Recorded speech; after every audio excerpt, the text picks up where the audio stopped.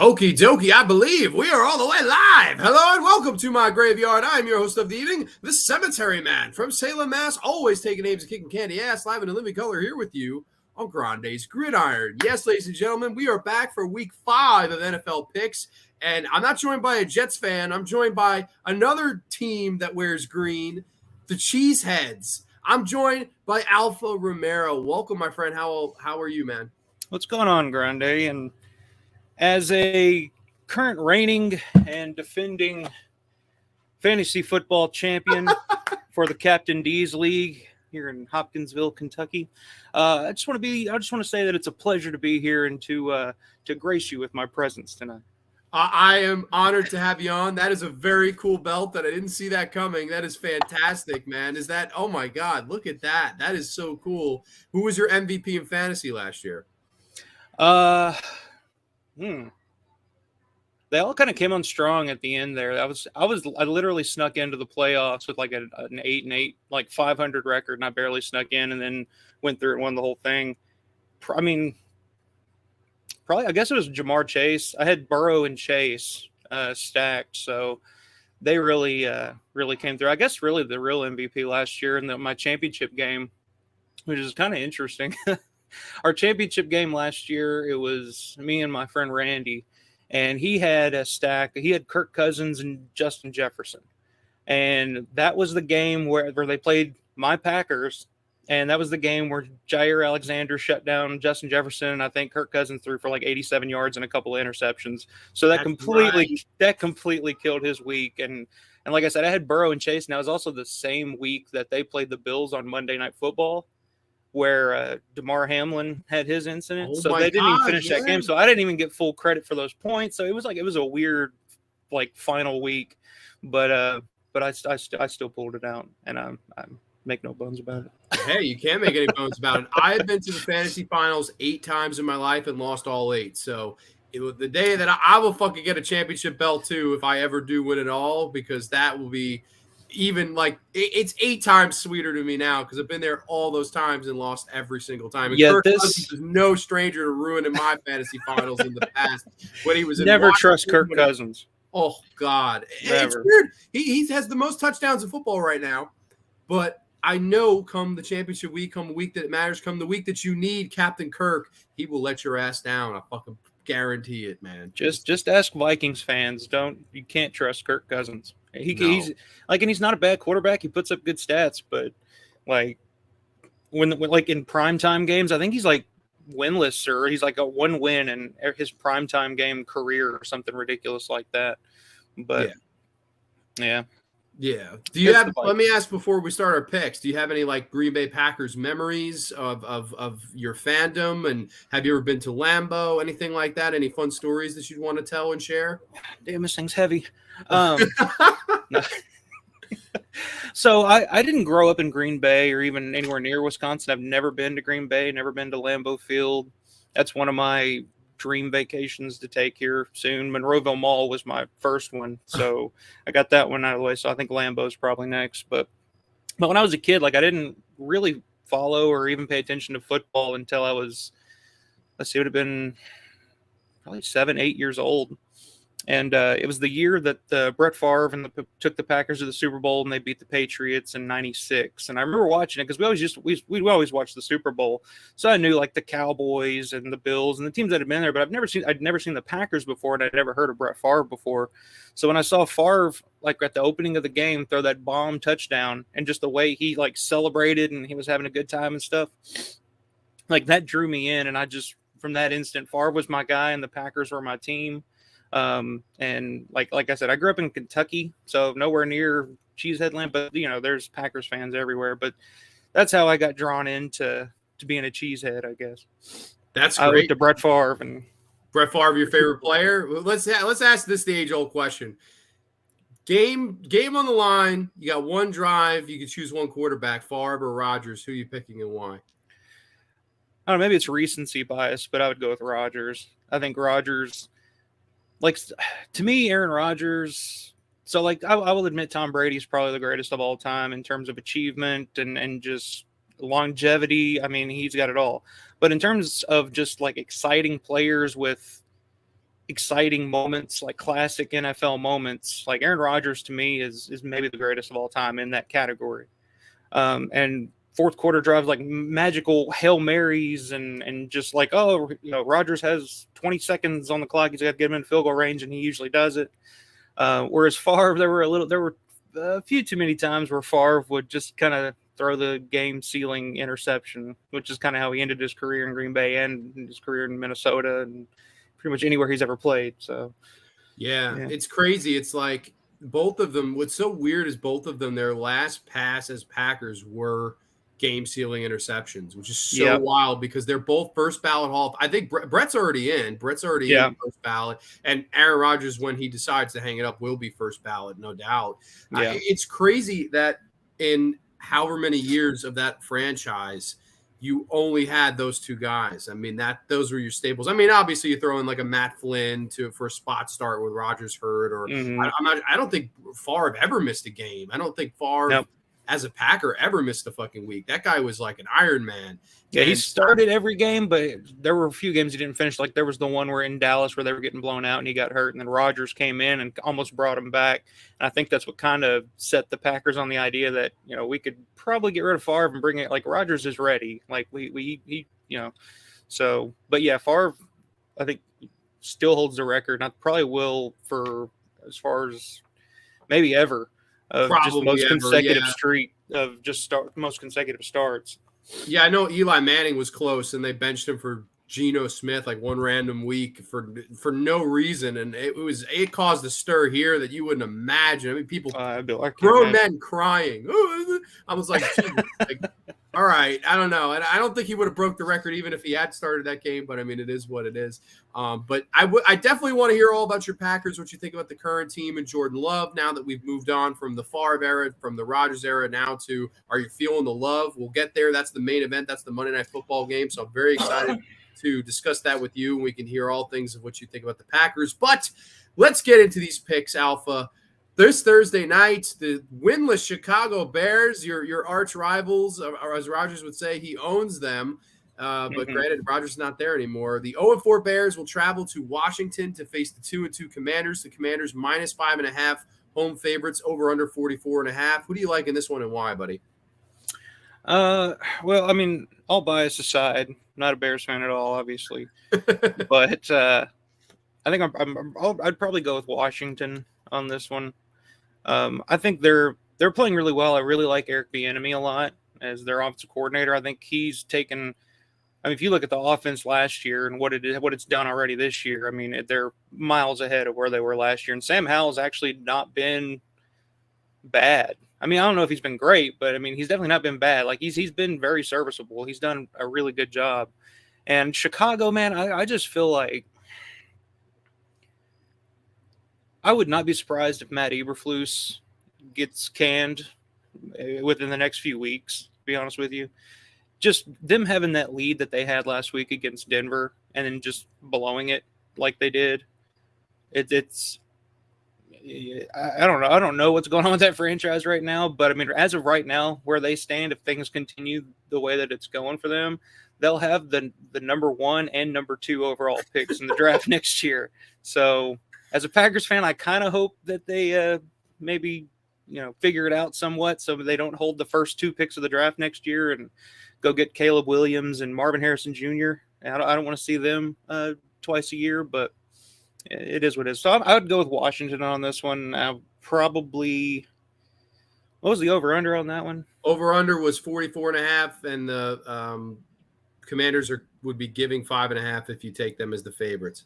I'd probably give the 5.5 on that one. They came very close to beating Philadelphia last week, so I think they'll handle the business against Chicago. I would agree completely, especially because I like Washington at home, and the Bears coming off a loss like that. That's just one of those losses that you don't rebound from. That's like you have to win that game 100 out of 100 times. And it was just ugly because you could have just taken your 3 late and everyone was, oh, screw it, I'm going to go for it on 4th and 1. And instead of giving it to Fields and having him QB sneaking on a 4th and 1, they gave it to Khalil Herbert. Herbert gets stuffed, and unfortunately, Denver hits a long field goal, and then the Bears don't pull it out. So, I mean, that's an ugly game. Sam Howell and company, yeah, aside from the blowout against the Bills, have looked really good. In my opinion, if I was them, I would have just went for 2 last week in Philly and just tried to win it there. But, of course, they didn't, and then would end up going 3 and out in overtime and losing. But I like what I've seen from that team. I agree with you. The offensive coordinator's done a great job. Always like Ronnie Rivera. I think he's a good head coach, solid, very, very wise head coach. And I also, Justin Herbert's on a bye this week in my fantasy league, so I'm starting Sam Howell. So I think he throws for 2 or more scores. Hopefully it's scary. Terry McLaurin could get in the end zone for one of them. And I like Washington. I give the 5.5. And as far as the over-under, I don't know. This could be one of those like ugly, like 28 to fucking 7 games. So I don't know. I guess for now I'll say under, but you never know with these type of games. But I will definitely take the home team. I'll give the 5.5. No problem with that. As we move on here into our London game, as the Jaguars for the second straight week will be playing a game in London. This week they're the road team. However, in London, they're the home team. Let's just face it. The Buffalo Bills will come in there. And, of course, Buffalo giving 5.5 over under is 49 points. Who do you like here in this matchup of 2 teams that won their division last year, the Jaguars and the Bills? Well, it does say that Jacksonville's away, but like you said, let's be honest, they're at home. Yeah. I don't know if I know they're trying to get a team up in London. I think Jacksonville would make the most sense. And Buffalo coming off that big blowout against Miami, I'm thinking there's a possibility they could come, have a back to reality moment this week. And if you remember the last time Josh Allen played Jacksonville, that was probably the worst game of his career. Like they completely shut him down. So I kind of like Jacksonville in this game. I don't know specifically if they traveled back to the States after the game last week or if they just stayed in London. I'm guessing they just stayed in London. So they're not going to have to worry about all the travel and everything. So I think this could be a Jacksonville W. All right. That's an interesting pick here. So I'll say this right off the bat. I like the over 49. I think there's going to be a lot of scoring in this game because Jacksonville honestly has been struggling offensively. They are absolutely just bound to have a game where they're going to score a lot of points. Like they just had the game against Kansas City where they scored 9. Last week they put up like 23, which was respectable, but I think they're going to have to put up more than 23 to win this game right here because Buffalo, since that ugly week 1 loss in MetLife, have been just a juggernaut. I mean, they blew out the Commanders, they blew out the Raiders, and they've now blown out the Dolphins. So 3 straight weeks where they've blown teams out. I like a back and forth game here. And you're right, Josh Allen played a terrible game his other start against. I believe he got picked up by Josh Allen, who plays on the Jaguars, which is crazy. And I think that was like a 9-6 game in a year where Jacksonville won like 3 games. So I actually could definitely see the upset hitting here in London. I definitely think it's much more possible as opposed to it being in Buffalo. I will say I'm going to take Buffalo, but I wouldn't touch the spread here. I actually think it's a spread that the Jaguars might cover. I would not give 5.5 points. I would take the Bills and the over here. Oh, shit. Sorry. I didn't mean to. I would take the Bills and the over here as this game goes on in London. No Toy Story theme this week, so that's all over with. But I don't know. I think Buffalo right now is playing mad, and I think the Jaguars have been a little too inconsistent for me to go with them. But if they can win this game, they're going to turn a lot of heads, and they could really make things interesting in the AFC race. So definitely looking forward to that game. But the next game here, this spread surprises me. The 2-2 Texans traveled to face the 2-2 Falcons. Falcons -2 home favorites. Of course, 41.5 is the over-under here. I know this Falcons team beat your Packers in a very surprising game to me. That was the shock of that week for me. Do you like the Falcons here? Or the Falcons, do you agree with them being home favorites? Or do you think the Texans are an upstart team that could go in there and upset them? I actually do. I do like Atlanta in this game. I think they're bound to kind of figure things out. I think Houston's a good team to do it against. CJ Stroud's played really, really well. You can't argue against that. But I think now that the league's kind of taken notice a bit, I I think he might regress a little bit this week against Atlanta. I just think there's so much talent on Atlanta. I don't know what they're doing with their quarterback situation. Desmond Ridder, I don't know. I don't really think much of him at all. But I mean, you got Kyle Pitts. What has he got? Like 13 catches on the season or something like that? Jonnu Smith has, I think, more catches. Who's the backup tight end? Yeah, Jonnu had like 9 catches last week. Yeah. I don't know what they're doing with Kyle Pitts and Drake London, another guy they drafted in the first round that's maybe had 2 catches last week. I think they'll get the ground game going with Bijan and Tyler Algier. So I do like Atlanta in this game. I don't know. I think it'll be close. So I don't know if I would touch that, given the points there or anything. But yeah, I think it'll be close. But I think Atlanta will squeak it out. I just think they've been so down the past couple of weeks, and I don't know. I think it'll be close, but I like Atlanta. Atlanta's definitely been better at home, so that's what definitely would worry me if I'm the Texans, because Atlanta at home has been much better. Like, they've been awful on the road, and I think I was surprised when they upset Green Bay when Green Bay went into town their week 2. And I agree. I don't think Desmond Ritter's played very well. I think their offense is odd. Bijan Robinson is a great player, and I could totally see that great talent. He's definitely a great fantasy option if anyone drafted him. I think he went like 11th overall in my league. I picked him up in a trade last week. Oh, really? What'd you trade for him? I traded DJ Moore and DeAndre Swift, and I got Bijan Robinson. Ooh, okay. I actually don't mind that. I think that's a good trade by you. I think getting an RB1, a clear-cut RB1, who that's really the guy that should run that whole offense. And I will say this, the Texans didn't play as great as they did. The Steelers played bad last week. They just embarrassed us, but they ran the ball and they played smart. And the D'Amico Ryans has done a good job as their coach. And they're a 500 football team in a year where a lot of people didn't see them doing anything. So I actually think the Texans are going to win this game on the road. I like the Texans to win their 3rd straight here.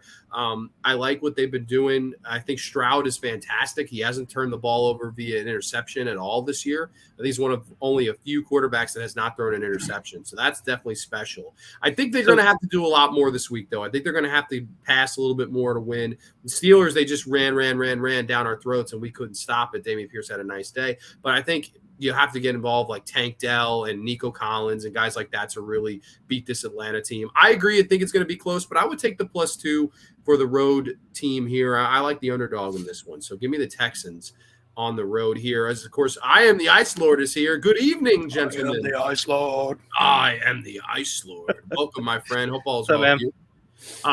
So next game here, though, we got Panthers at the Lions, the 0-4 Panthers, who look just dreadful. And, of course, I know right now a division rival in the Detroit Lions. A long time they were, the mud on the bottom of your shoe. I mean, Aaron Rodgers throwing Hail Marys and Detroit Miracles. And, I mean, just for years, the Packers tortured the Lions, and the Lions felt like snake bit franchise. Has that coin turned here? I know they just came in, beat the Packers in an emotional game at Lambeau. What do you think of the Lions this year? I know you hate them, but what do you think of them unbiasedly? I want to hear this. I'm curious. I'm sorry if I had a nerve.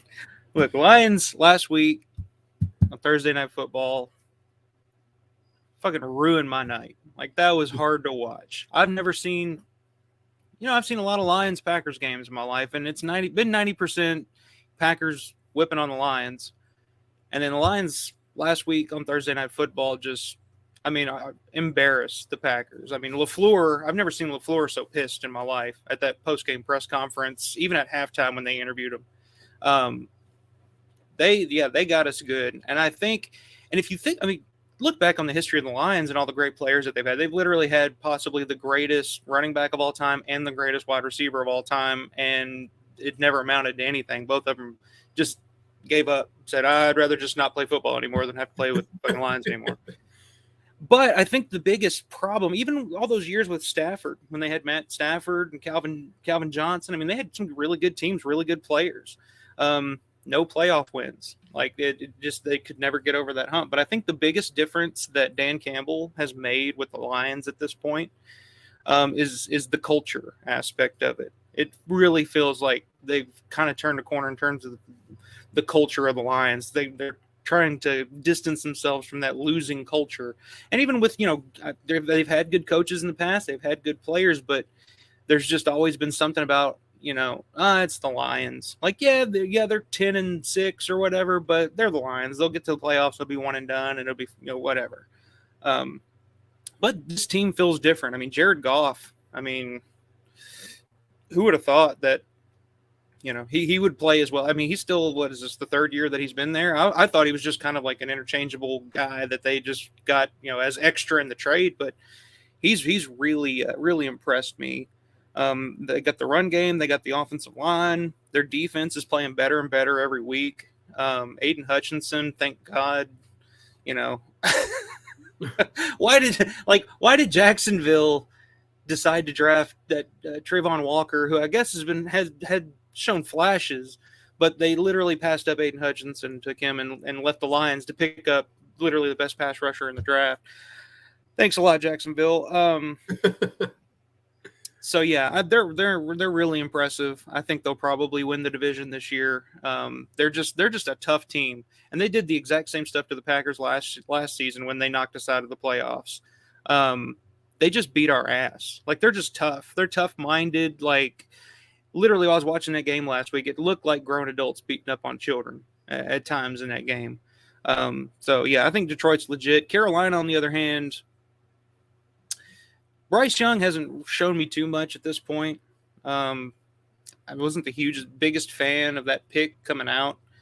And I just think they're a team on a rebuild. I think they're hoping and praying that they'll get a high enough draft pick to go get Marvin Harrison Jr. Or they're already talking about trying to trade for a number one wide receiver for Bryce Young. So they know where that's their weakness. And defensively, I thought they would have been better than they have been this year. But this is a pretty easy pick for me. I got to go with Detroit. I think Detroit will continue, especially at home, because Jared Goff plays amazing at home. So. Yeah, I would agree with everything you said, and I also, you made a great point of the Panthers. Like, I get what they did, and they wanted to trade to get that pick, and they got it. But you traded your best wide receiver. Like, I don't understand. Like, Adam Thielen is now your wide receiver one. Like, it just doesn't make sense. I thought that was a horrible move, and I like Frank Reich. I don't think he's a bad coach, but I think it's going to be a while till they win. Miles Sanders does not look very good so far. As a matter of fact, Andy Dalton looked better in the one game he played than Young is. So I don't know. Right now, the Panthers are just an ugly rebuild, and I think Detroit is the other side of that coin. They're a completed rebuild, and they look angry, and they're playing really complete football on both sides of the ball. I know they had that hiccup in the home opener against Seattle, but otherwise they've been playing really great dominant football this year. I mean, they beat a division rival last week on the road. I look for them to continue that dominance here with a win at home. I think they do cover the 9.5. I know that seems like a daunting spread, but I just don't like what I've seen from the Panthers at all. I just think the Panthers have played very uninspiring football. They've been a terrible offense. Defense hasn't been very good either, although they played their hearts out last week, and unfortunately via a defensive score, from the other side of the ball, that's how they lost that game. So, I mean, shit happens, but I don't know. I don't like the Panthers this year. I think they're a bottom three team. Give me Detroit all day long. I think they keep the good times rolling here, in this game. And I agree with you what you said, man. Dan Campbell has changed the culture. Like, for years, they were the worst fucking team in the NFL. Like, it was always, the Lions. Like, it's just the laughing stock of the league. And then last year, they sweep Green Bay. They literally end Rodgers' career on a Sunday Night Football game. Like, I was like shocked. I was like, dude, I remember we turned that game on. We were like, no way Aaron Rodgers is losing at home in Lambeau and his like, no way. And then that I thought the same thing of him and Randall Cobb walking off the field like arm in arm. I was like, this is it. I was like, that's the end of this fucking, like, wow, like absolutely unbelievable. But I mean, just astonishing. I do think the tides have turned, and I think the Lions are here to stay. But definitely be interesting if they play, in the playoffs, or I know they will play in a rematch in Detroit later this season. So that'll be interesting to see, but definitely alarming stuff as the Packers have lost 3 straight to that team. But moving on here into an AFC South division rivalry game. This game will decide who's in first place in the division, as the Tennessee Titans will travel to Indianapolis to face the Colts, who are -1 home favorites. 42.5 is the over-under here. This is an interesting game here. I personally like Tennessee. I don't really like what I've seen from the Colts so far. I love Derrick Henry. I know Tannehill's been bad, but I don't know. I like Tennessee's pass rush. I like Tennessee's defense. What do you think about this one, man? So the Titans have beaten the Colts 5 times in a row now. They've kind of had their number for the past few years. I don't know where the Colts are at as a franchise right now. Jim Irsay is out of his mind. I don't know what. I know Jonathan Taylor is going to be eligible to return this week. I don't know if he's playing or not. I'm kind of thinking he won't because I don't even know if he's practiced. I don't know where that stands. I don't know why you wouldn't just, when you have your quote unquote franchise quarterback. I don't really know what, as a rookie, I don't know why you wouldn't just pay your star running back to kind of help the guy out. And so he's not getting, concussed every week. But Tennessee is just so hot and cold. I grew up an hour away from Nashville. So I grew up a Titans fan as well. We've been to a lot of Titans games, and I follow that team as well. They're just so hot and cold right now. Tannehill, I don't know. He'll play fine one week, and then the next week it'll just be completely terrible. And their offensive line, it's just not that good. It's not very good right now. But defensively, I think Tennessee's pretty good. But we'll see how they handle Anthony Richardson and all that. So this one's kind of a toss-up for me. But I think since Indy's at home and they've lost 5 games in a row to the Titans, I think they may pull this out. This may be one of those games where everybody, last week, Colts came back after that, being down 23 or whatever to the Rams just to lose in overtime. I think they may carry that momentum into this game, and I think they may catch Tennessee because Tennessee had a fairly easy go of it last week against Cincinnati. I mean, it was 27-3, I think was the final. So I kind of, like I said, it's toss up, but I'm going to go with Indianapolis just because they're at home, and I think they may carry that momentum from last week into this game, and knowing that they've lost 5 in a row to Tennessee, they want to kind of get back on track. So this is a huge game for both teams. There's no doubt about it that this is like a huge game in the division. I know everyone's picked Jacksonville to win this division, but one of these teams, barring a tie, is going to be 3-2 at the end of it, and either tied or ahead of Jacksonville, depending on what happens in London. I don't know. I think this division has been really interesting because I expected the Colts and the Texans to both be like at best 4 to 5 win teams. And they've already both have 2. They're all 2-2. So this is a very fun, interesting division. I don't know. I personally like Tennessee, but you're right. Ryan Tannehill has been very inconsistent. I don't really like what I've seen from Richardson. I just don't. They didn't score till 10 minutes left in the fourth quarter. Granted, I know they almost won the game, but I don't really like what I've seen from him. I didn't think Minshew looked that great either in the one game he started, although they won. So I don't know. And the whole stuff with Jonathan Taylor, you're right. Like, why would you lean on Zach Moss, who's been a career backup running back, when you can pay Jonathan Taylor and honestly, I think compete for this division. I think this division is really up there for anybody to take right now. And I don't know, if I was the Colts owner, if I'm Irsay, I'd pay him the money. I really would. I think it's just Irsay being a dick. Just saying I'm not doing this and just sticking to his guns, because literally they're in a position now where they can pay Jonathan Taylor what he wants to get paid because they're not paying for the quarterback. Anthony Richardson's on a rookie deal. They have plenty of cap space. They have plenty of money. The Colts have just never wanted to really go out in free agency and spend a whole lot. I mean, so they have the money to do it. I think it's just Irsay just refusing to do it just because he can. Which is silly because, I mean, you have guys like Michael Pittman, who I think he desperately needs that strong second guy to go with him. And I think that would open up the pass game, and I think it would make Richardson's life a hell of a lot easier, but they don't seem to want to do that. And I don't see in a world where you could bring in Jonathan Taylor, who's off the PUP list now. I would just totally pay him and be like, yo, listen, we have a chance to compete for a division title here. We got a division rival coming into town. We haven't beaten them in 2-3 years. I would want this win, but I'm going to go with the Titans. I think the Titans keep the good times rolling. It was so easy for them last week. Derrick Henry was throwing touchdown passes. Mm-hmm. So, but then again, they could come in this week. 3 seasons in a row, Derrick Henry's got a passing touchdown. I love Derrick Henry. I know a lot of people are telling me, oh, he's on the. Maybe he's on the downside of his prime, but fantasy wise, that guy has won too many games for me to ever turn my back on him. He's like my favorite player that's not a Steeler. Man is here, boys in their sports, huh? Yeah, this is a rarity for Grande's Graveyard. Now, definitely our normal horror crowd is not in the house. But I appreciate Wes and Mayan stopping by. This is a lot of fun. I like doing this personally. This is something I've always wanted to do for a long time. So I'm happy that you're here to join me, my friend. But let's move on into the next game where, wow, this might be the biggest spread of the week here as the New York Football Giants, who are 1-3 and looking very ugly, travel to Miami, who just got humbled in Buffalo, of course. They finally lost.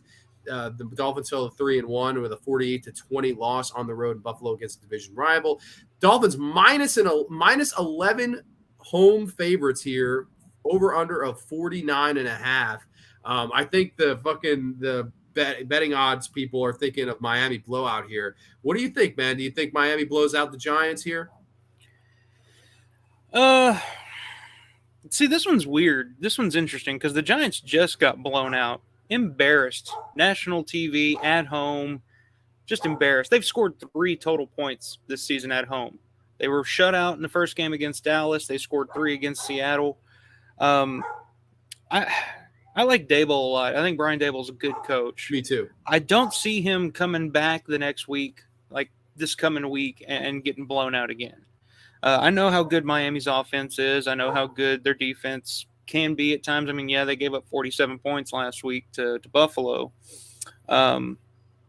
So I think it'll be a lot closer than what the odds makers are saying right now. I think it'll be a close game. I think it may turn out to be somewhat of a low-scoring game too. I know how good Miami's offense is.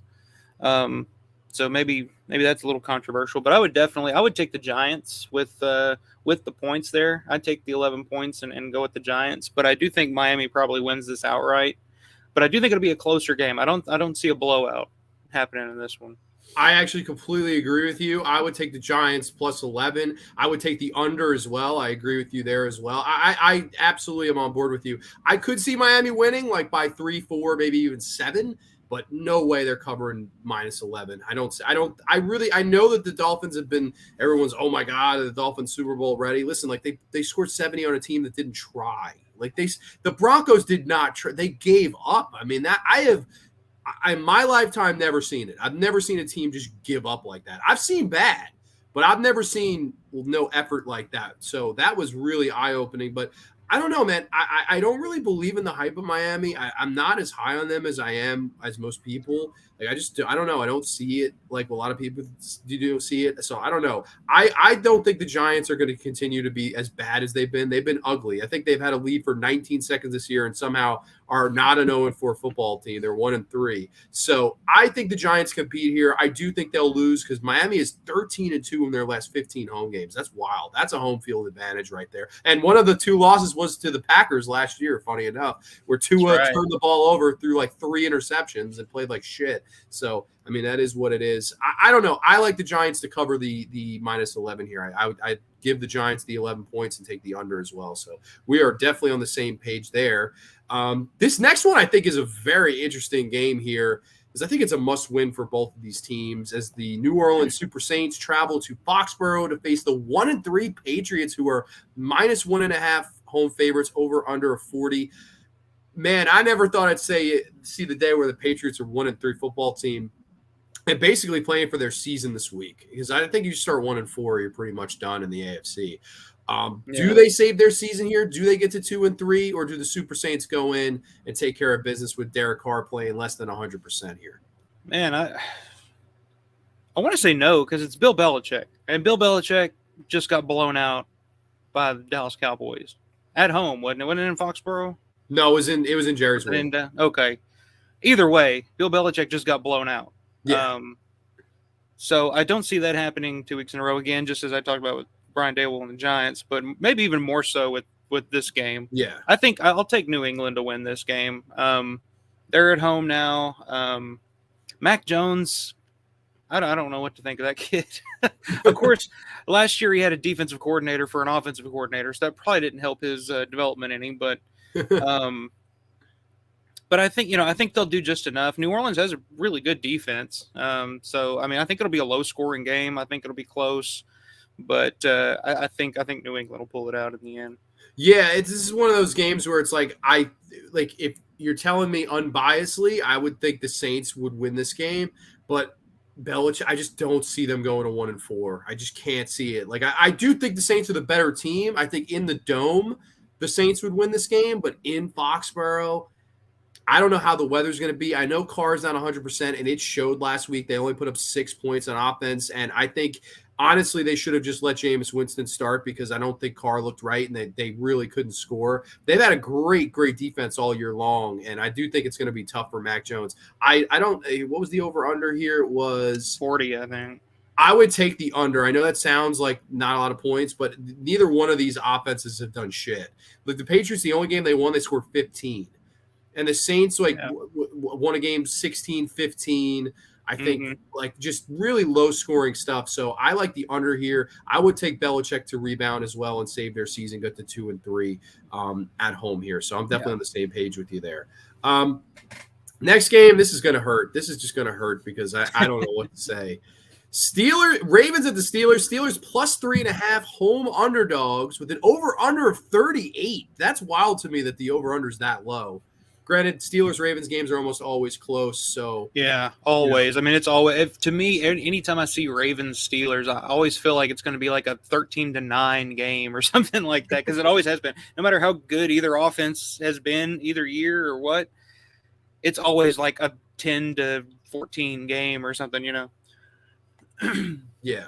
Last year, of course, they split. The Ravens won in Pittsburgh, Steelers won in Baltimore, both games being decided by 3 points or less. So on paper, you got to take the 3.5 for the Steelers. And I don't think you look back. But honestly, it pains me to say this. I don't see us winning this game. I don't like what I saw in Houston. I think we looked atrocious. I think the offensive coordinator's got to go.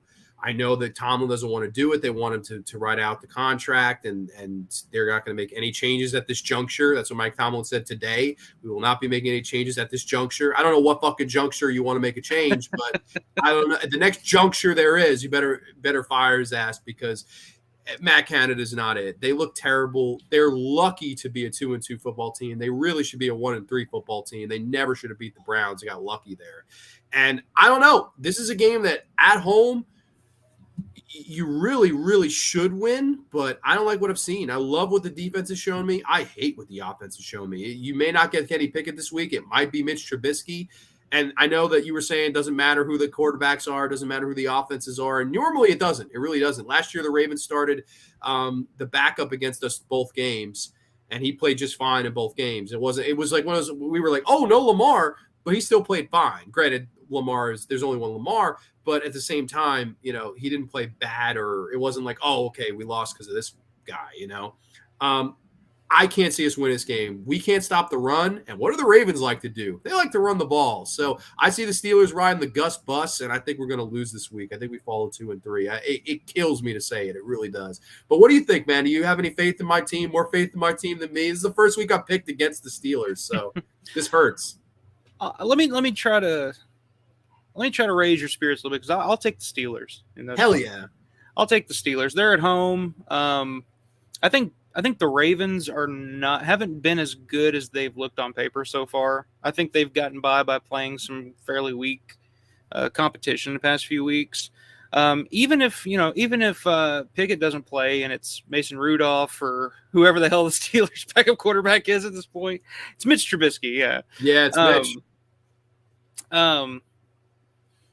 To me, Ravens Steelers is always just John Harbaugh versus Mike Tomlin. And like I said, I think the Ravens are dealing with more injuries than people are kind of talking about. I mean, no Odell Beckham, Rashad Bateman's hurt, J.K. Dobbins out for the season. I mean, Gus Edwards nobody's going to lose sleep over Gus Edwards. I mean, he's not a bad player, but he's not, so pretty much, between Lamar Jackson, Mark Andrews, and then Zay Flowers has looked pretty good, I would say, as a rookie so far.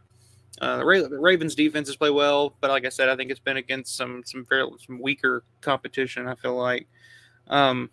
I don't know. I just haven't been blown away by the Ravens this year as I thought I would. Like when they went out and got Odell and drafted Zay Flowers and changed offensive coordinators, and we're talking about going to open up the playbook for Lamar and let him do his thing. They've been good, but they haven't. I don't think they've hit their stride yet. And I think Pittsburgh. I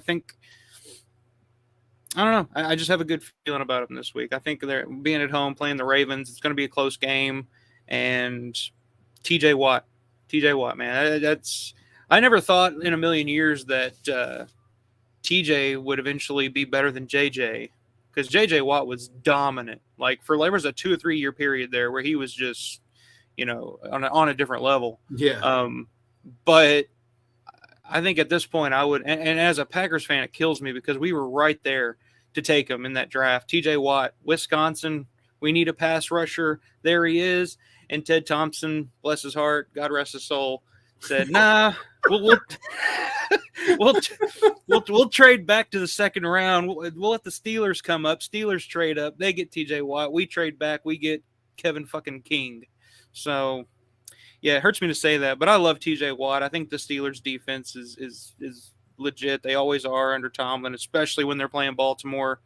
So I'll take Pittsburgh in this one. I'll say this. I would take with the points. I'd take the Steelers, but if you're asking me who wins, I think the Ravens by a field. I just don't like what I've seen. I mean, we just have looked so bad. And if it is Mitch, I don't know. I really, really don't know. We just lost our tight end. Pat Fryermuth's going to miss the game. Mm-hmm. So I don't know. We lost our top wide receiver in Deontay Johnson, although I do like Pickens better. I'm definitely no stranger to saying that. But I don't know. It's going to be a tough game. It's definitely, I agree. I love the Harbaugh-Tomlin matchups. They're just, to me, the best. To me, it's like every year the Steelers are guaranteed 2 playoff games, and it's always when we play the Ravens. Just always fun, exciting football.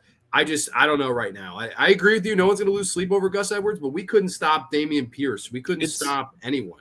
It's going to come down to defense. I mean, and I like I like the Steelers defense over the Ravens defense to make that I think TJ Watt make a game-winning play or that's what happened with the Cleveland game, and really the thing with Baltimore, they really haven't scored much. You're right. Like all the changes they made, I don't think they've scored 30 in a game. They've been field goaling teams to death. Like they field goaled the Texans to death. The week with the Colts where they lost, they were trying to field goal them to death, and instead it got done to them. I don't know. I agree with you. The Ravens have underperformed, even though I know they're a 3-1 football team. It doesn't feel like they're that dominant. It feels like they are very beatable. I just wish we had our quarterback at full health. I wish our offensive coordinator was clicking on more cylinders. I wish we had a rushing with the Steelers through a month don't have a rushing touchdown. Like Let me ask you about that. How do you feel about Najee Harris? Do you think he's legit? Because I don't see it. A lot of people. I like Jaylen Warren better. Oh, Jaylen Warren's fantastic. Jaylen Warren has that great explosiveness. I really, really enjoy everything I see from Jaylen Warren. I don't think Najee Harris is a bust like people are telling me. Like this past week, people were like, "Oh, Najee Harris has got to go. They just got to start Warren." I don't agree with that at all. I don't think we have that great of an offensive line to really say that. And Najee ran for 1,000 yards his first year, and we had an even worse offensive line. So I understand why people always slow. He's sluggish. He's not all that. I like him. I don't hate him like a lot of people. I just don't understand. Like it seemed for like all the hype was there. Oh, we got Najee Harris. And then just people got off that train really quickly. And I don't know. I don't really see it that way. But I know the general conception is, that he's a bust. So, I mean, it is what it is. I don't know. I like the guy, but I think our issue is in the press booth. I think you got to run the ball more effectively. I think we got to open up play action. These are things the Steelers don't do. I can't tell you the last time I was seeing them run a play action. Couldn't tell you. They run plenty of fucking jet sweeps, which made me want to whip out my hair. But yeah, I met Canada. I think I don't know what to say about that guy. He's gonna go. The next juncture. The Steelers. You guys are not playing Steelers football. You're not, pounding the rock, play action, like you said. I mean, that was Steelers bread and butter for years, and it's just like I don't know what the hell they're doing now. Yeah, I've seen flashes of it from Najee. I'm not going to give up on Najee quite yet, but I can tell the fan base and a lot of people have. So, I mean, it is what it is. Definitely for fantasy, I would give up on him. I don't know who drafted him in fantasy, but definitely give up on him there. But in real life, I think he can figure it out. I do. Billy Bob is watching. You guys are killing it. Thank you so much, man. We'll be having Billy Bob one week. He's another Jets guy, so there's a lot of Jets guy in my area. So hope all is well with you, man. As we move on here from Steelers Ravens into our next game, Bengals at the Cardinals. This is wow. I would never in my life think this would have been the spread before week 1. But Bengals at the Cardinals. Cardinals +4 home underdogs. 44.5 is the over-under here. A battle of 2 1-3 teams here. The same record, but the Bengals, of course, getting or giving 4 points to the home team Cardinals. What do you think, man? Do you think the Cardinals, who have been competing every week, do you think there any way they can win this game? Oh yeah, absolutely. I mean, have you watched Cincinnati lately? I mean, they laid down against the Titans. Like, it just didn't even look like they wanted to be there after halftime. Burrow has not looked good. Their defense has not looked good. I don't know how bad that calf injury is for Burrow. I'm guessing that's what they're putting all the blame on. But, I mean, he just hasn't – I mean, even a lot of the throws, it doesn't seem like he's hitting the throws like he has been in the past. So, yeah, I definitely think Arizona can pull us up because Arizona's actually played better than Cincinnati this season. No doubt. They beat Dallas, and then last week, I mean, yeah, they got stomped at the end by San Francisco, but they didn't let them get away. I mean, they were hanging on for dear life. I mean, they were not letting San Francisco just get out to a big lead and then just run the clock out. They made them fight, and Josh Dobbs has looked pretty good. It's almost to the point where if Kyler Murray does want to come back, you almost got to say, do we want him to come back at this point? Because, I mean, Dobbs has played well, and honestly, Kyler Murray's never really impressed me. Like, he's, very elusive and can do that, but I've never been a big fan of him as a passer. Me neither. So, yeah, I think it's definitely possible. I would definitely what's the point spread on that? Cardinals +4. I'd probably take Cincinnati with the points, but I definitely think that Arizona can definitely pull out a win in this game, sadly enough. But at some point, I mean, Cincinnati's got to play just. I mean, they are the better team on paper, obviously. So they got to pull it together at some point. I think they can probably do that against Arizona because it's hard. It's just hard to imagine Cincinnati starting 1-4. But, yeah, it's like one of those things where, has Burrow played well? No. The one game they won was an ugly game, and every other game they've looked bad. He's looked specifically bad. They really don't look good. They're not playing with a lot of heart. And the Cardinals have been the other side of the coin. I mean, everyone expected them to come in and play terribly. And before last week, they covered every spread, and they even won a game in there against the team in Dallas that everyone is really, really, really high on. So I really like what I've seen from Arizona. I thought they were going to be terrible this year, and they've really impressed me. They don't have much of a roster, but they have guys that are playing really well. I mean, James Conner is a longtime vet, former Steeler, playing well. Josh Dobbs was a backup in Pittsburgh for years and years and years. He's been playing really well. So as a Steelers guy, it's nice for me to see the Cardinals overachieve. I like to see it, and it's funny. Overachieve, they're 1-3. Yeah, I know. It's overachieving. They are. They really are. I mean, there were people picking them to not win a game at all this year with Murray out. So, and they honestly should be a 500 football team. I know they blew the game against the Giants, but otherwise, I think they're they played well enough to be a 500 football team. Like they really have. They've competed. I will take the 4 points here. I think the Bengals win by a field goal, but with +4 in Arizona at home, I will take the Cardinals to cover that spread. I think the under hits here, 44.5. I don't know how you feel about that over/under, but I think I'll go Cardinals +4, under 44.5 here. So definitely an interesting game, a game that, before the season, I bet you it was Bengals -14 or something, and now it's only Bengals, -4. So it's very interesting how, when you play the games out, how these things change. But next game here, Eagles at the Rams. Eagles undefeated 4-0, traveling to Los Angeles to face, of course, Matthew Stafford and company and the Los Angeles Rams. The Rams +4 home underdogs, over/under of 50.5. So that's quite a big over/under for this game. What do you think of this game here? Because I think this is an interesting game. I really do. I don't think the Rams are as bad as people are saying. Oh no, this is a definite toss-up for me because I've really been impressed with what the Rams have done. The only thing I'm concerned with is that they did let Indianapolis come back on them last week, and then they kind of squeaked it out with the field goal or in overtime at the end of that game. So I don't know, maybe if they're running out of steam a little bit. I don't know what the situation with Cooper Kupp is at this point. I know he's eligible to return, but I don't think he'll be back for this game. I don't know how bad his injury is. The Puka Nakua kid, Yeah. like where the hell did he come from? Like Undrafted in fantasy in my league, and so we Oh, picked yeah. him up, and he's like wide receiver 2 in the league. It's insane. Kyron Williams, same deal. Right now, I have him in my fantasy league, and he's RB3 right now in the season. So this Rams team is way overachieving offensively. Stafford, I was kind of wondering, like, why did Stafford even come back this season? It's like, hey, you won your Super Bowl, you got hurt last year, maybe it's time to hang him up. He looks just as good this year as he has probably the year he won the Super Bowl with the Rams. So the Rams have really overachieved. I think they're not a bad team. And of course, Sean McVay. I mean, he's I think he's a great coach. I really do. a fantastic coach. But then you got Philadelphia on the other end. Philadelphia, to me, kind of feels like Baltimore has this season so far. A little underwhelming. They played close with Washington last week. They got one in overtime. So I don't know if this one's a toss-up. I guess I'll go with Philly on this one. What are the Rams? +4. Yeah, I wouldn't take the points on it though. I think it'll be close. So you think Rams cover the 4, but you're going to take Eagles to win outright? Yeah. I could see that too, and I know that Jalen Hurts is like something like 21-1 in his last 22 starts or something like that. So it's been a while.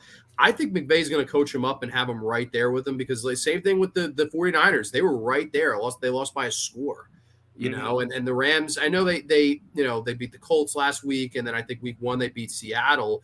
So I don't know. I like what I've seen from the Rams. I'm going to go upset here. I'm going to go with the Rams. I think the Rams win. I like the +4. I could totally take the +4. I like that it's in Los Angeles. It was in Philly. It definitely wouldn't be as high on this game.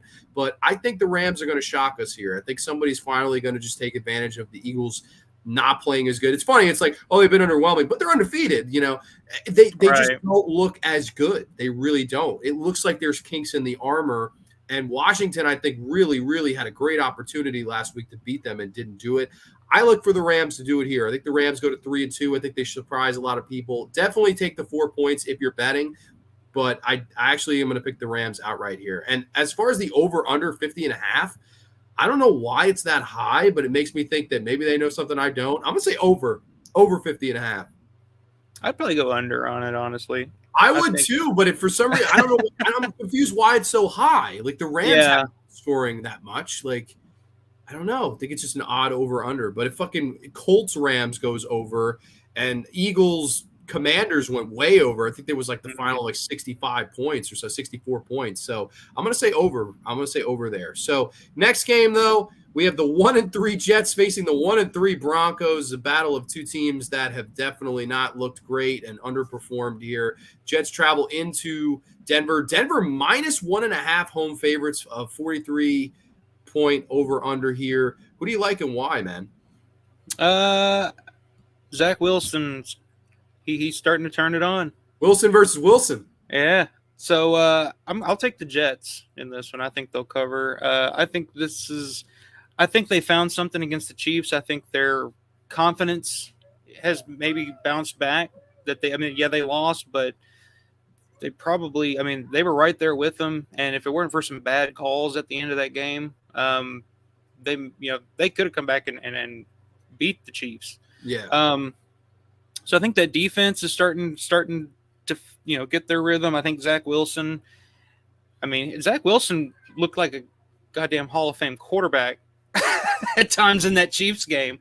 He was on point. I think he's starting to figure it out. I think he's getting a little more comfortable. And I think Denver's, came back, big comeback last week against Chicago. I still don't think their defense is very good at all. I saw today they just released Randy Gregory. Yeah. They just gave a huge contract to last season. So I don't see I see the Denver kind of having a letdown after the big comeback last week, and I think the Jets get another one on the board, and I think we'll see. I mean, shit. I've seen I've seen some games where Zach Wilson's looked good, and then game after completely shit the bed. But uh, I think they're starting to get their groove, and I think they're going to start rolling a little bit here. So I'll take the Jets. I agree 100%. I think the Denver offense is really going to struggle to move the ball against this Jets defense, and the Denver defense is the worst rush defense in the league. I would look for Breece Hall and Dalvin Cook to find the end zone in this game, depending on – I don't know how their usage has been. I think they've been 50-50. But I know they're trying to make Hall the guy, but Hall's just coming off such a brutal injury. I think Hall runs for $1 and a touchdown. I think Cook even will run one in. I think they will absolutely just take the ball out of Zach Wilson's hands. I think it's going to be one of those things where the Jets are just going to run, and run some more, and Zach Wilson will make a couple of plays, but I think that's all they're going to have to do. I think they'll run some clock. I think they'll play some D. I like the Jets. I totally don't understand why Denver's maybe because Denver being a home field advantage, but I think the Jets have played better this year. I think Denver has looked awful. I definitely like the Jets, and I would take the under 43. So Jets at the Broncos. We both go with the road team, the underdog here, as we have – oh, sorry, I went too far there. Okay, we have our final 3 games of the week. Let's see. Chiefs at the Vikings. Vikings +5 home underdogs with an over-under of 53 points. Minnesota finally gets their first win last week, albeit an ugly one, a game where their offense played like shit. And for my fantasy team, Jordan Addison didn't do anything, which was very heartbreaking because I needed him last week. But it happens. We're 3-1 squad. We'll be okay. We'll rebound. We'll hopefully get that title that you're having someday. What do you think of this game? Do the Vikings have any chance to stop the mighty, mighty Chiefs, who last week I think got bailed out with some bad calls? I don't care. I don't care who wins, who loses. I just want to know, is Taylor Swift going to be there? That's all we want to know. As football fans, that's all we want to know. Will Taylor Swift be there? I think that's going to become a distraction for the Chiefs at some point. This Taylor Swift shit, I think it's going to be a distraction. I think it should have bit them in the ass against the Jets, but they got away with it. Now they're on the road in Minnesota against a very capable offense. I kind of like Minnesota in this game. I had to pull off the home upset here. Mahomes did not look or play very good. That last drive, he kind of salted it away and some bad calls and whatnot. But really, the dude should have came out of that game with 3 interceptions and possibly a loss. But the Jets have a great defense. I don't think the Vikings defense is anywhere near as good as the Jets defense. But I just have a weird feeling about this game. I think, like I said, I think this Taylor Swift stuff, I think it's starting to become a distraction. And I think, I don't know. I think they're ripe for an upset this week. And I think, Minnesota coming off of a win of, not a exciting and a little underwhelming win, but Minnesota being at home, I think they're a capable offense. And if it does turn into a shootout, I think Kirk Cousins and Justin Jefferson can hold up against Mahomes and company. So I'll take Minnesota. What was the point spread on that? Point spread is Vikings +5 over under 53. Yeah, I think they'll win outright on that one. I'd go with the over though. I think it might. I would too. I see this being a shootout, and I think a close game. So I would definitely take the Vikings with the points. After what I saw last week from the referees, I don't know. I don't know if there's a fix in. It was bad. It seems like it.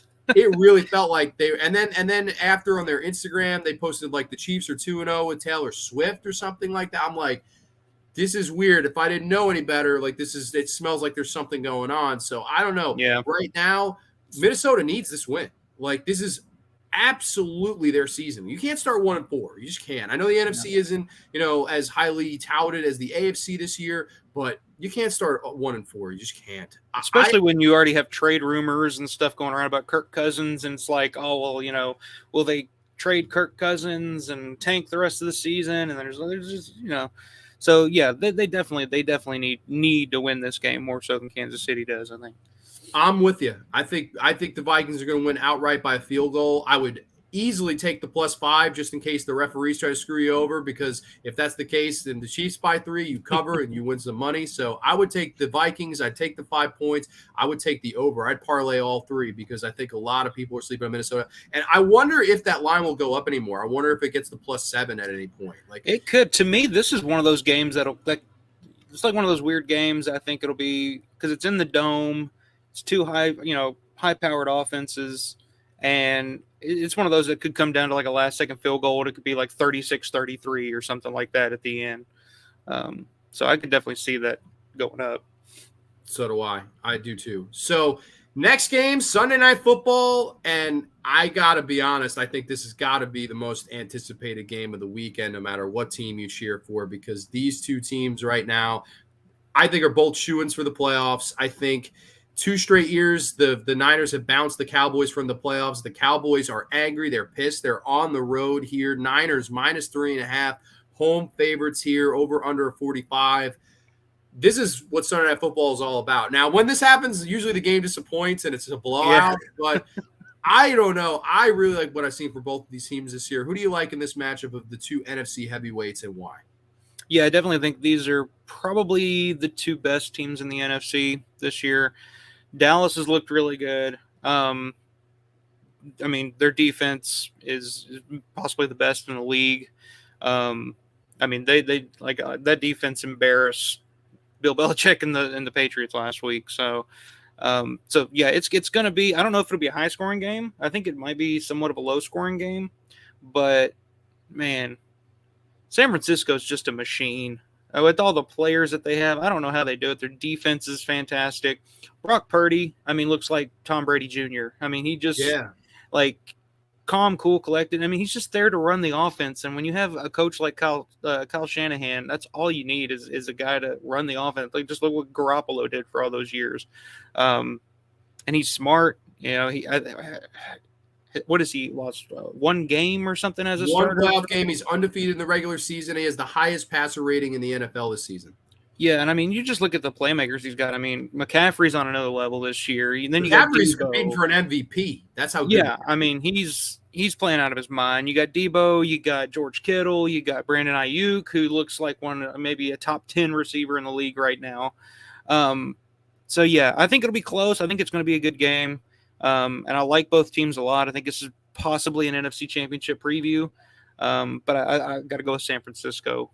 I think they'll win it out in this one. I do too. I think they have the Cowboys number. I know this is going to be an emotional game for Dallas. Like, I know Dallas wants to beat them so bad. Like, this is, I think it's going to be a real hard hitting game. Like, this is not going to be a, hey, pat your buddy on the back and swap jerseys at the end. I think this is a very, very, heartfelt game for Dallas and Dallas fans. I know Dallas fans, when they first got bounced a couple of years ago, they were, we're going to beat them. We're going to whoop them. And, they just went in very overconfident. And then, of course, Garoppolo beats them on the road. Then Purdy beats them in San Francisco last year. I look for the same thing to happen. The spread of minus 3.5, I actually would give the 3.5. I think Niners win by 4 or more. I like the Niners here. I just think, I know that a lot of people are going to point at that Arizona game for Dallas, that they took them for granted and they're a 3-1 football team. I think they fall 3-2, but they're going to be one of the strongest 3-2 teams that there is. Yeah, they're not going to lose too many more after this one. No, yeah, exactly. So I think they come back down to earth. And I think the Niners will eventually have a hiccup. I just don't think it's this week. I like what I see from the Niners. I agree. I think that right now, for my money, they're the Super Bowl favorite. I don't see a team doing it any better on either side of the ball than the 49ers have. So I really like what I've seen from them. So we both agree there. On to the main event, the moment you've all been waiting for, as the Green Bay Packers, Alpha's Green Bay Packers, will travel to Las Vegas. Yes, what happens in Vegas stays in Vegas, as the Raiders are +2 home underdogs. And the over-under is 44.5. Alpha, tell me about your Packers, man. What do you think of Jordan Love? What do you think about this season? What do you think about this game? Tell me, vent, let it out. I want to hear it. So, let's talk about the game first. Sure. I'll put the spread back up. Who's the Raiders? Who is the Raiders starting running back? Josh Jacobs. Josh Jacobs. Has he been that good this year? Had a horrible first few weeks, but last week he went off. He caught like 11 passes and scored a touchdown, so he had a nice day. Okay. So if you own him in fantasy this week, start him. He is about to break the fuck out on this defense, because the Packers defense couldn't stop a toddler on a tricycle in the run game. Joe Barry, the defensive coordinator, we have the Packers defense is basically nothing but first round picks. We've spent nothing but first round picks on defense over the past decade. And we suck. We suck on defense, and it pisses me off. I know Jair's hurt. I know Eric Stokes has been hurt, but our defense sucks. We got, like, if they're going to step up, this is the week to do it. They're on a bye next week, but Josh Jacobs is about to run all freaking over. So this is going to be a Josh Jacobs game. I'll go ahead and give that up right now because we can't stop the run. We haven't stopped the run in like 3 years. So that's going to be a gimme. I think Devontae is probably going to put up some good numbers and have a good game against us because I don't think Jair's playing. Is this his first game against the Packers since leaving? Yeah. Oh, that's fun. Isn't that fun? Yeah. No, it's not. I was so pissed when we traded him, and it's just horrible move. They really should have kept him. Yeah, I mean, yeah, I know he wanted to get paid, and he got a big contract, and got to go play with his buddy, and now his grandma can come and watch the games and all that. It's fine, but hey, whatever. So he'll have a big day, but I'm gonna go with the Packers in this game. After all the shit that I've talked, I'm gonna go with Green Bay in this game because I believe in love. Do you believe in love, Grande? I believe it. I believe in love. All you need is love. Love is all you need. No, I've been so impressed with Jordan Love so far this season.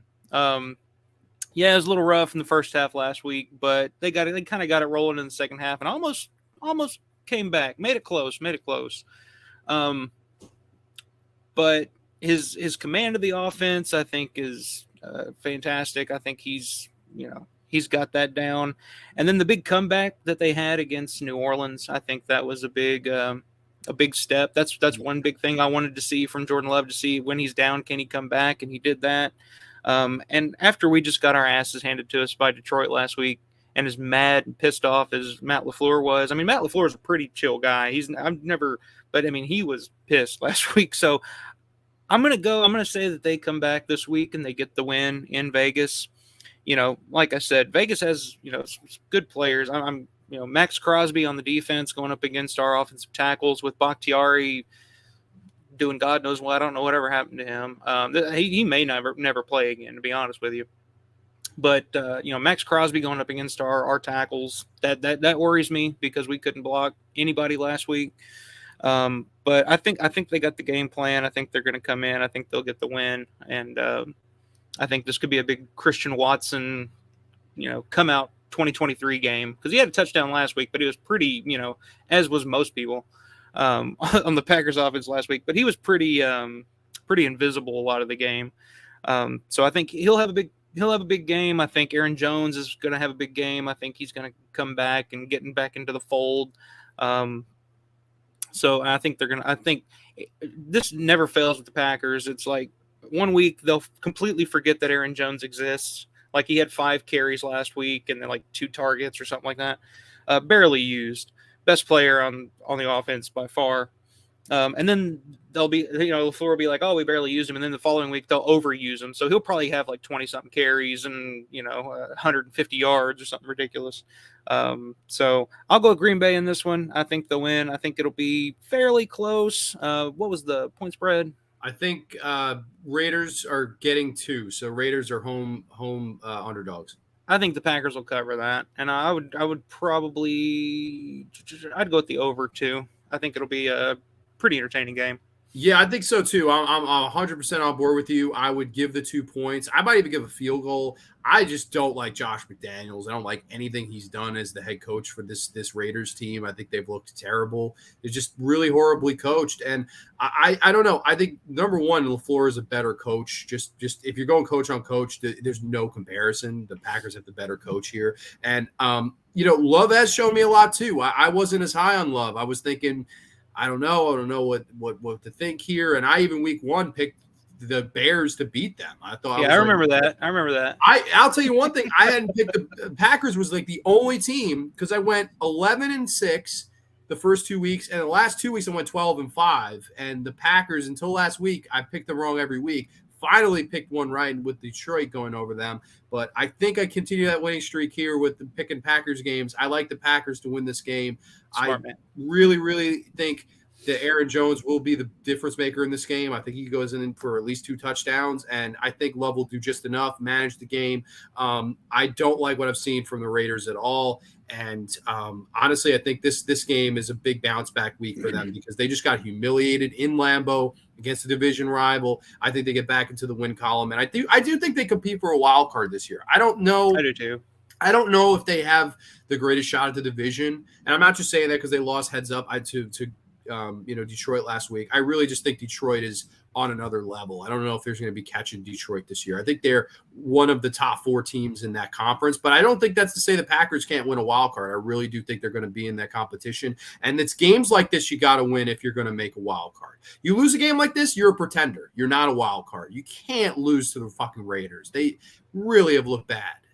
I mean, awful. The one game they won was against Denver by a point. Otherwise, they've been really quite bad. So this is a team that I think the Packers should beat up on. I think the Packers win by 10 or more, and I think the Packers go over here. So I definitely like Green Bay here. So, that is all the games here for week 5 of the NFL. It's been a fun season so far. We're just over a month in. And, dude, I want to thank you for coming on. You're more than welcome to come back if you want to do another one of these down the road. I had a bunch of people asking me to be a part of this. So definitely would love to have you on again, though, man, because I definitely like chilling with you. We had nice chemistry. Yeah, man, this has been fun. I was looking forward. As soon as you announced you were doing these streams, I was like, I got to get on those because, as you can tell, I talk fucking football just as much as I can talk Romero. So and that's the fun of it. That's the fun of it. Nancy Gable's in the house. Thank you so much, Nancy. I appreciate that. That's my aunt. So shout out to my aunt. Hey, giving us some love. I appreciate it. Aunt Nancy. Yeah, no, we definitely clicked. We clicked Romero, we clicked football, so it's definitely fun to talk and shoot the breeze with you, man. But everybody will be back tomorrow night live on Grande's Graveyard as we count down and review and rank our season 2 of Tales from the Dark Side. Little Romero flavor here, so gotta love that stuff. But yeah, I'm looking very much forward to that. And Alpha, anything on your channel you want to promote before we go? I'll be doing something this weekend. I'm not sure exactly what yet. But the Living Dead weekend in Evans City is coming up this year. Plan on trying to make it to that. It's going to be the last one that they have in Evans City. It's the 55th anniversary of Night of the Living Dead. So they're bringing back the reunion with, Russ Striner and Kyra Schoen, Judith O'Day, Judith Ridley. And so that's coming up. I'll be doing some preview shows and recap shows and stuff for that coming up. And then I also plan on doing a Halloween stream coming up too. So I got some stuff in the pipeline, but in terms of what I plan on doing here this weekend, I have no fucking idea yet, but I'll do something. I'm sure you'll come up with something. And if not, if you guys haven't, check the Alfa Romero rankings of all George Romero's films. I've been meaning to watch the whole damn thing. I've definitely got to get to it. Sorry, just show prep and work's been kicking my ass this week. But I will get around to it, I promise you. But very much looking forward to whatever you have planned in the future for the channel. And very much looking forward to how our teams do this week, buddy. I hope we can both find a W.